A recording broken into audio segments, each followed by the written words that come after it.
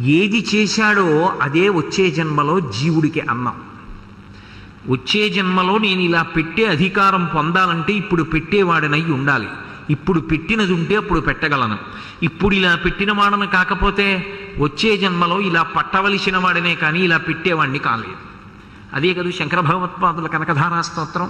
ఏమో ఏ మహానుభావుడు ఒక్కొక్కనాడు అతిథిగా వస్తాడో, ఏ కోరిక లేనటువంటి మహాత్ముడు ఒక రోజున అనుకోకుండా ఇంటికి అతిథిగా వస్తాడు. ఊరకరారు మహాత్ములు వా రథముల ఇండ్ల కడకు వచ్చుటెలెల్లన్ కారణము మంగళములకు, మీరొచ్చుట శుభము మాకు నిజము మహాత్మా అంటాడు దశమస్కంధంలో. పాత్రత. అటువంటి మహాపురుషుడు ఇంటికి రావడం అంటే పరమేశ్వరానుగ్రహం కలిగితే వస్తాడు. ఆయన వచ్చి అరుగు మీద కాసేపు కూర్చుని వెళ్ళిపోయాడు అనుకోండి, సేద తీరి. పాత్రత. అటువంటి వాడు, ఆయన్ని నమ్ముకున్నవాడు వచ్చి వెళ్ళిపోయాడు. ఈశ్వరుడు